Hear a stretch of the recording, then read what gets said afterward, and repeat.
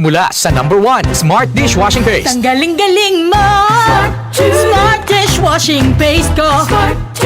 Pritong ulam na masebo, plato at kaldero. Tanggaling for everyday. Ganyan pag Smart ang dishwashing paste. May double tanggaling formula. Tanggal galing ang sebo at bakterya. Pahit para walang bahid, linis fantastic sa metal at plastic. Number 1 ko to! Tanggaling-galing mo! Smart dishwashing paste. Heavy duty linis bawat pahid. Smart Dishwashing Paste, manufactured by ACS Manufacturing Corporation. ISO certified, world-class quality. ACS.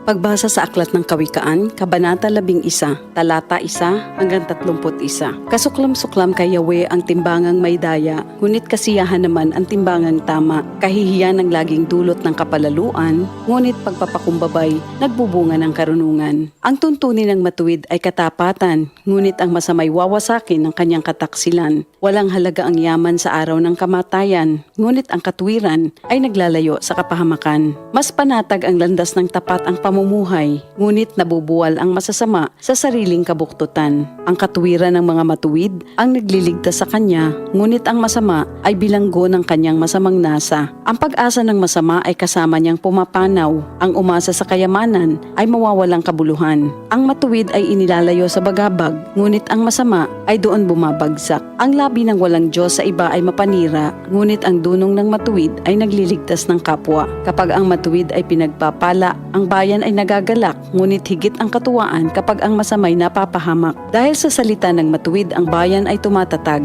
ngunit sa kasinungalingan ng masama, ang lungsod ay nawawasak. Ang kapos sa kaalaman ay humahamak sa kapwa, ngunit laging tahimik ang taong may unawa. Walang maitatago sa bibig ng madaldal, ngunit ang tunay na kaibigan, iyong mapagkakatiwalaan. Sa kakulangan ng tuntunin ng bansa ay bumabagsak, ngunit sa payo ng nakararami, tagumpay ay tiyak. Ang nananagot para sa iba, sa gusot ay nasasadlak, ngunit ang ayaw gumarantiya ay malayo sa bagabag. Ang babaeng mahinhin ay nag-aani ng karangalan, ngunit ang walang dangal, tambakan ng kahihiyan.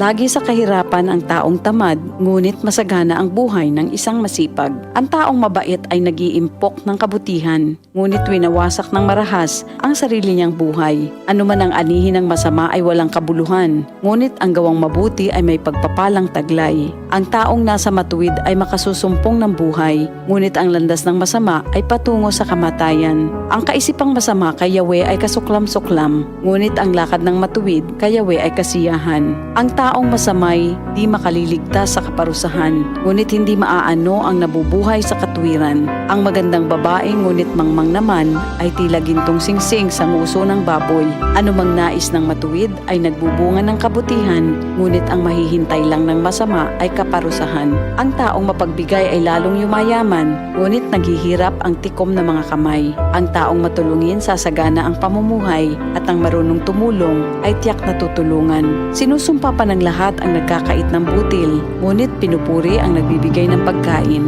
Kung mabuti ang hangarin, ikaw ay igagalang. Kapag humanap ng gulo, iyon ay masusumpungan. Malalantang tila dahon ang nagtitiwala sa kanyang yaman, ngunit ang matuwid ay giginhawa tulad ng sariwang halaman. Ang nagpupunla ng gulo sa sariling sambahayan, mag-aani ng problema, gugulo ang pamumuhay. Ang taong mangmang at walang nalalaman ay alipin ng matalino habang siya'y nabubuhay. Buhay ang dulot ng matuwid na pamumuhay at kamatayan naman ang hatid ng karahasan. Ang matuwid ay ginagantimpalaan dito sa lupa, ngunit paparusahan naman ang mga makasalanan at masasama. Ito ang salita ng Diyos. Sa bawat balita, serbisyo at tulong, nagdiriwang tayo ng Pasko ng pag-asa at pagkakaisa. Siya po ay regular na bilang isang massage therapist sa isang blind massage center.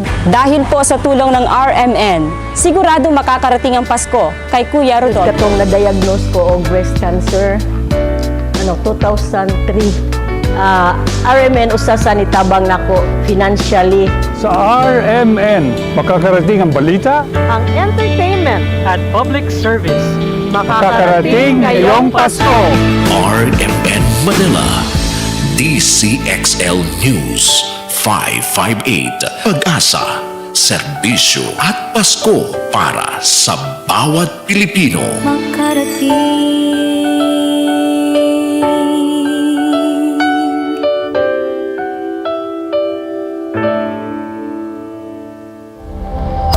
Ito ang DCXL News 558 kHz. 6 na dekadang maaasahan sa balita at serbisyo publiko. Ang himpilan ng RMN Network sa Mega Manila. Live sa radyo at online.